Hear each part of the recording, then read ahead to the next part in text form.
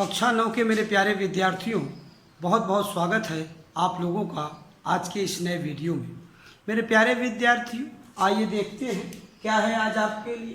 क्या देख सकते हैं, कक्षा 9 विषय हिंदी भाषा और हिंदी भाषा में पाठ अलंकार के भाग 8 की चर्चा आज हम लोग करेंगे। भाग 8 की चर्चा, अलंकार भाग 8। और भाग 8 में आज जो हम लोग पढ़ने वाले हैं रूपक अलंकार। मेरे प्यारे विद्यार्थियों, अलंकार भाग 8 की चर्चा हम आपसे प्रारंभ करें इसके पूर्व मैं उन सभी बच्चों को धन्यवाद ज्ञापित करना चाहता हूं जो बच्चे वीडियो देखने के बाद अपना क्लास नाम और section, name class and section लिख रहे हैं कमेंट बॉक्स में। ऐसे प्यारे बच्चे समझदारी पूर्वक इसी तरह से वीडियो को पूरा देखते रहें और पूरा वीडियो देखने के बाद अपना नाम, क्लास और सेक्शन लिखते रहें। प्यारे विद्यार्थियों, भाग 8 की चर्चा हम प्रारंभ करें इसके पूर्व मैं चाहता हूं कि थोड़ी सी चर्चा हमारी भाग 7 की पुनरावृत्ति पर हो जाए। भाग 7 की पुनरावृत्ति पर अगर हम चर्चा करें तो आपको हम बताना चाहेंगे कि प्यारे बच्चों, भाग 7 में हमने उपमा अलंकार को, अब देखो भाग 6 और भाग 7 दोनों में हमने उपमा अलंकार की चर्चा किया है। भाग 6 में उपमा अलंकार के तमाम उपमेय, उपमान, वाचक शब्द और गुणधर्म सबकी चर्चा की गई। 7 में उदाहरण इत्यादि की बात की गई, परिभाषा की बात की गई फिर से। तो उपमा अलंकार की एक बृहद चर्चा भाग 6 और 7 दोनों में मिलाकर की गई। अब भाग 7 की स्पेशली बात करें तो प्रैक्टिस के लिए बहुत सारी काव्य पंक्तियाँ हमने बताया, लिखाया आपको। जिस तरह से आज यहाँ रूपक में भी हम आपको दिखाएंगे और बताएंगे।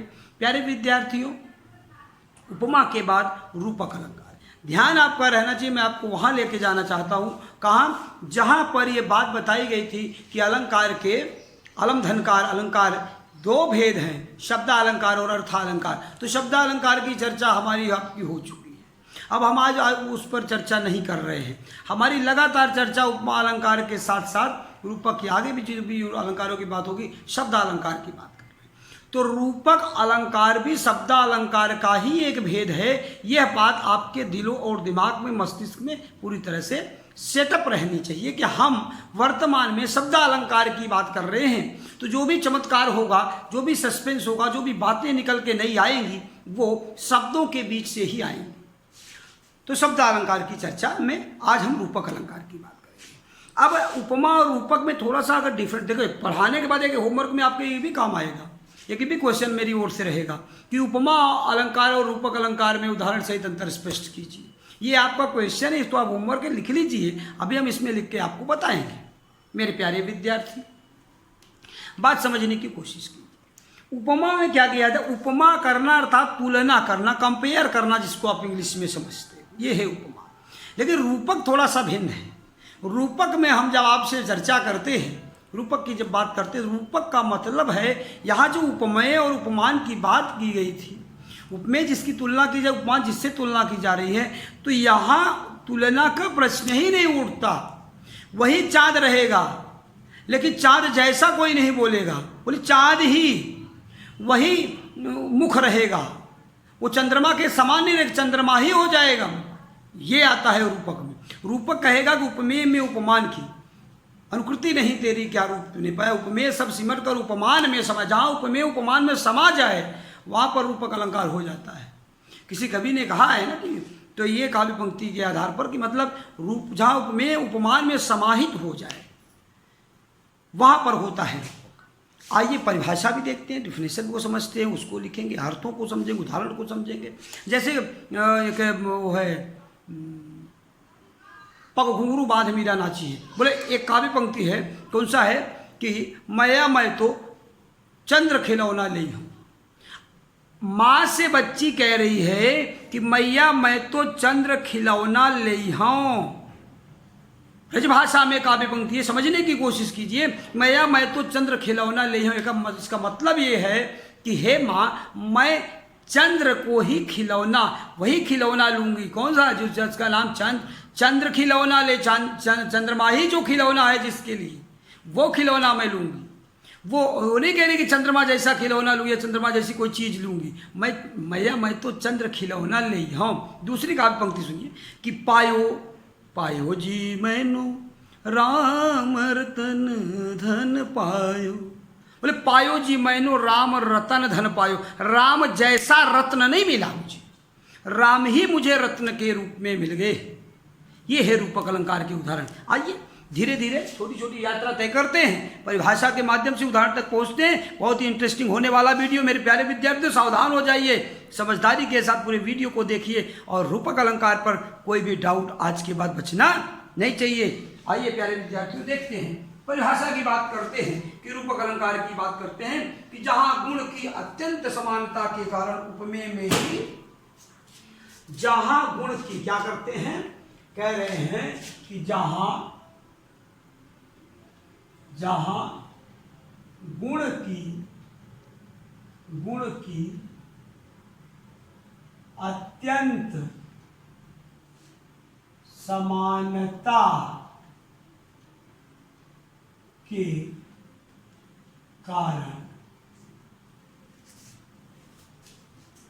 कारण उपमेय में ही उपमान का अभेद आरोप कर दिया। उपमेय में ही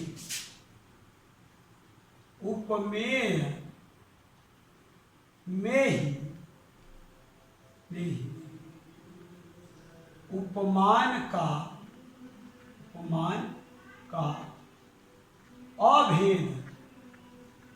अभेद आरोप कर दिया जाए, आरोप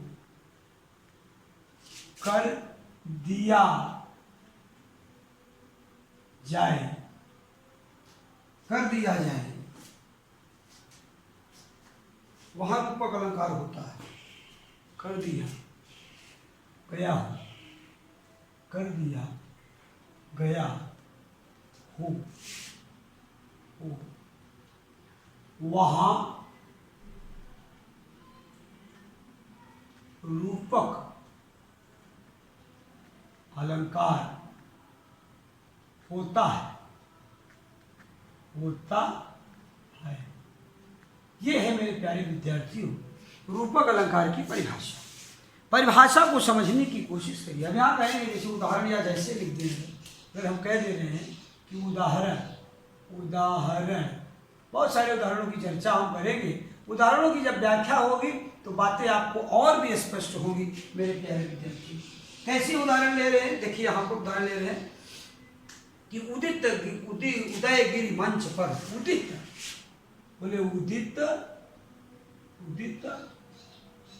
उदयगिरि मंच पर उदित उदयगिरि मंच पर रघुबर बाल पतंग, क्या है, रघुबर बाल पतंग। पहली लाइन ये यहाँ पर पूरी होती है और इसकी दूसरी लाइन कह रही है कि विकसे संत सरोज सब। क्या कह रहे हैं कि विकसे संत सरोज सब, विकसे संत सरोज सब, हर्षे लोचन भृंग, हर्षे लोचन भृंग। ये काव्य पंक्ति कह रही है। यहां पर पहला उदाहरण आपका ये पूरा हो। बातें देखते हैं दूसरे उदाहरण। पहले इस बात को हम लोग समझते हैं, परिभाषा जो डिफिनेशन आपकी करी, डिफिनेशन को किस तरह से समझते हैं कि क्या ये डिफिनेशन हमें समझ में आ रही है कि नहीं आ रही है। अगर ये परिभाषा हमें समझ में आ जा रही है तो ये बात अगर परिभाषा समझ में आ जाती है तो निश्चित रूप से मेरे प्यारे विद्यार्थियों हम लोग इन बातों को और अच्छे से समझ पाएंगे। और भी उदाहरण दो चार हम लिखते हैं और उसके बाद आप देखिएगा कैसे कि मन सागर मनसा लहर। क्या कह रहे हैं कि मन सागर मनसा लहर, मन सागर मनसा लहर,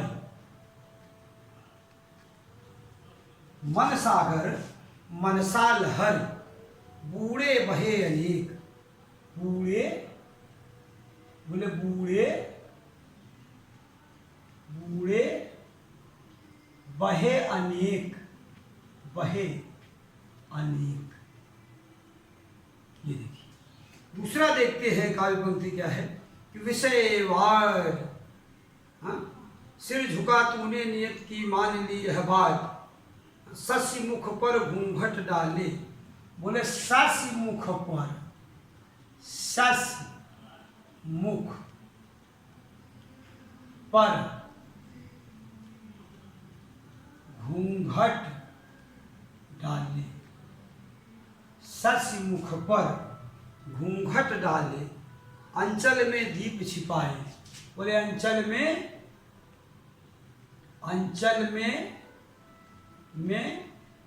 दीप छिपाए,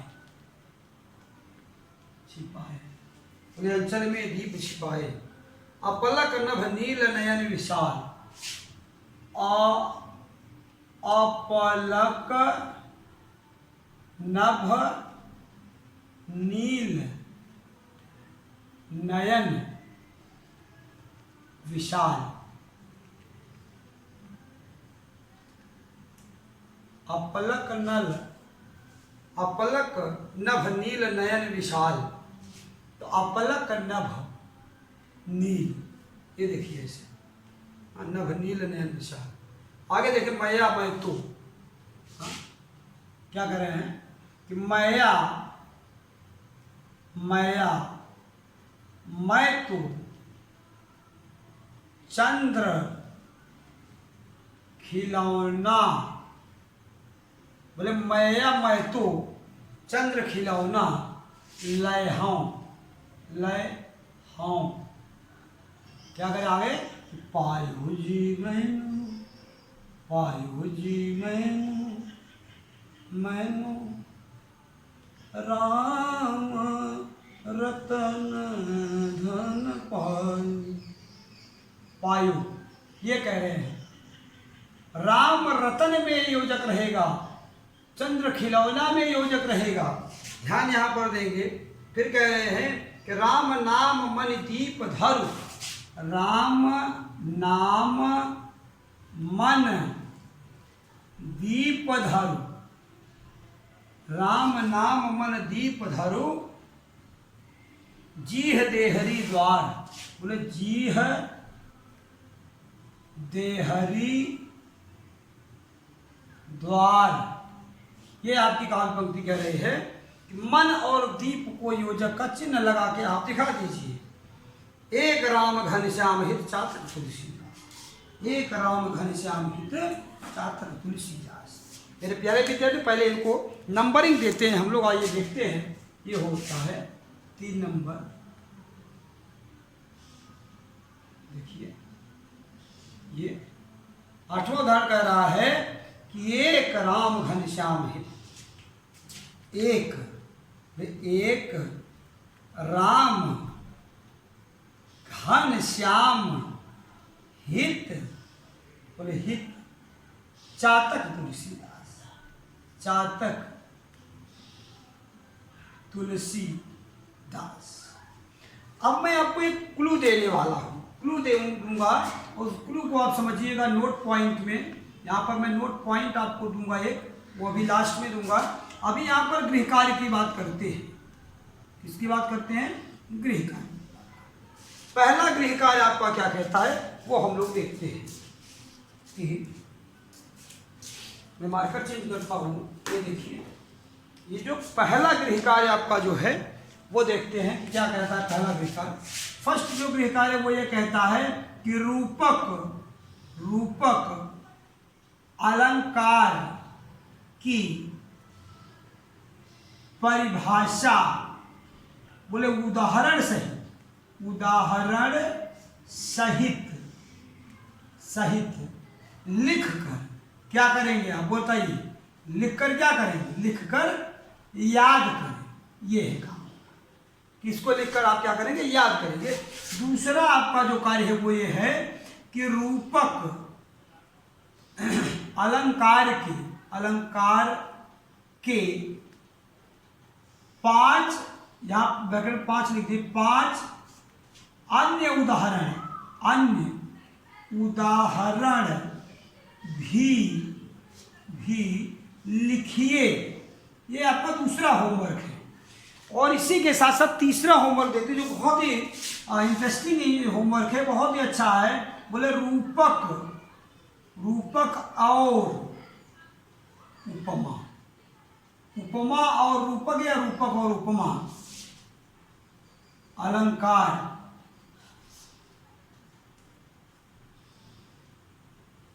में परिभाषा तथा उदाहरण सहित अंतर स्पष्ट कीजिए। ये अंतर स्पष्ट कीजिए। मेरे प्यारे विद्यार्थियों, ये आप बात को समझने की कोशिश कीजिए कि क्या आपको बताया जा रहा है। यहाँ पर हम लोग देख रहे हैं कि यहाँ आप प्यारे बच्चों आप देख सकते हैं कि रूपक अलंकार कह रहा है कि जहाँ गुण माने जिस विशेषता के कारण इसको कंपेयर किया जा रहा है कि जहाँ गुण की अत्यंत माने बहुत ज्यादा समानता के कारण क्या हो रहा है, उपमेय में ही उपमान का अभेद आरोप कर दिया जाता है। अभेद आरोप कर दिया गया हो वहाँ रूपक अलंकार होता है। मतलब कुछ ऐसी विशेषता है, जैसे मैं तो चंद्र खिलौना ले हूँ, तो वो जो खिलौना वो चंद्रमा के रूप प्रतिरूप का एकदम से हूबहू आप कह सकते हैं, उसकी जैसा नहीं वही है।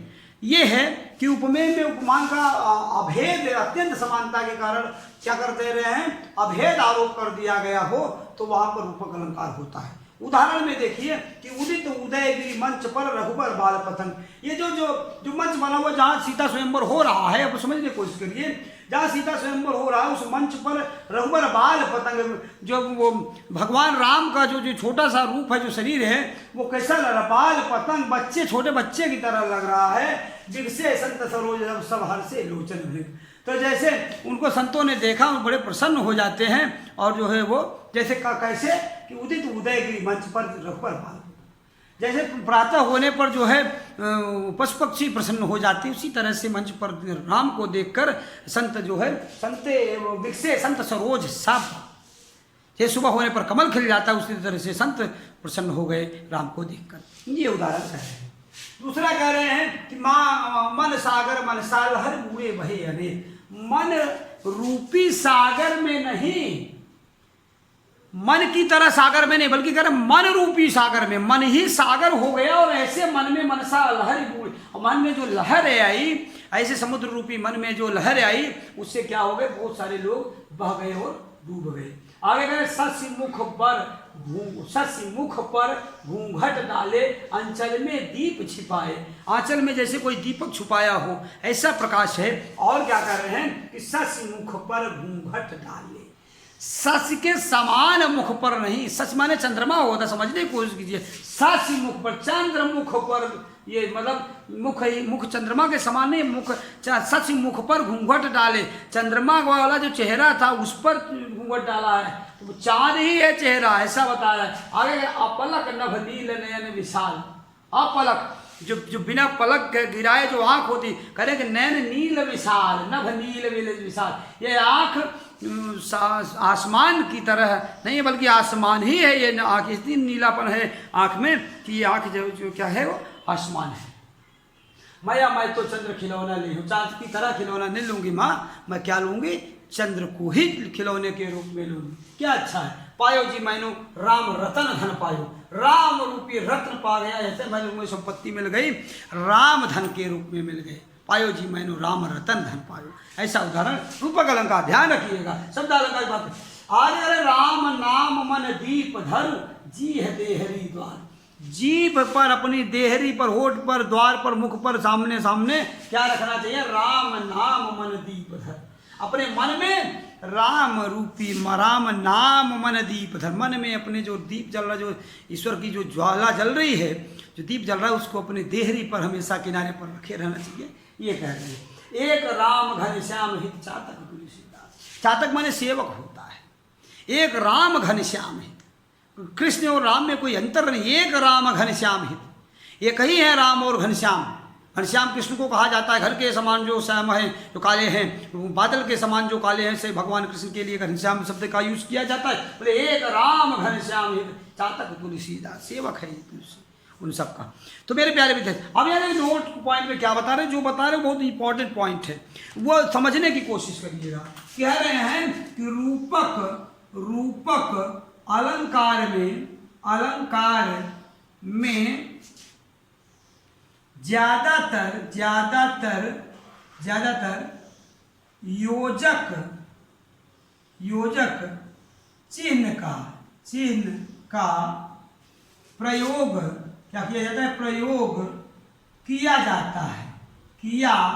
जाता है। ध्यान रहना चाहिए कि ज्यादातर शब्द को जरूर आप ध्यान रखिए। श्योर एंड सर्टेन 100% आपको ये योजक का चिन्ह नहीं मिल जाएगा, मैक्सिमम मिल जाएगा। ज्यादातर काव्य पंक्तियों में योजक का चिन्ह मिल जाए, योजक मिल जाए तो आप ये मानकर चलिएगा कहीं ना कहीं रूपक अलंकार होने की पूरी संभावना बन रही है।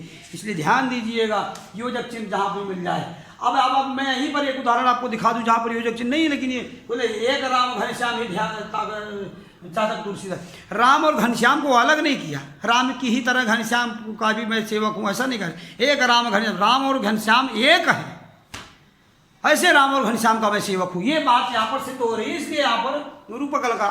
अदरवाइज आप ज्यादातर देखेंगे कि योजक चिन्ह का प्रयोग मन सागर में देख लीजिए, शशमुख में देख लीजिए, नवनील में देख लीजिए, नवनील मैया में चंद्र खिलौना में देख लीजिए, राम रतन में देख लीजिए, मन दीप में देख लीजिए। सात पंक्तियां इस जहाँ पर आप यहाँ उदयगिरि मंच पर देख लीजिए, आपको योजक चिन्ह जरूर मिल जाएगा रूपक अलंकार में। कहीं ना मिले तो गलती आपकी है न मेरी। समझने की कोशिश कीजिए, अभ्यास करते रहिएगा, मैक्सिमम काव्य पंक्तियों में ये आपको मिल जाएगा। मेरे प्यारे विद्यार्थियों, आज के लिए इतना ही। आज अलंकार भाग 8 में इतने की ही चर्चा हम करेंगे। आशा करते हैं कि आप पूरा लाभ हमारे परिश्रम का, हम लोगों के परिश्रम का पूरा लाभ आप प्राप्त कर रहे होंगे। अपना नाम, क्लास, सेक्शन इसी तरह से कमेंट बॉक्स में लिखते रहिए, इन शुभकामनाओं के साथ कि आपका भविष्य उज्ज्वल हो और आप घर पर रहें, सुरक्षित रहें, अपने बड़े छोटे सबका ख्याल रखिए, खूब परिश्रम करते रहिए। इन्हीं सब शुभकामनाओं के साथ आज के लिए इतना ही। मिलते हैं नेक्स्ट वीडियो में, तब तक के लिए धन्यवाद।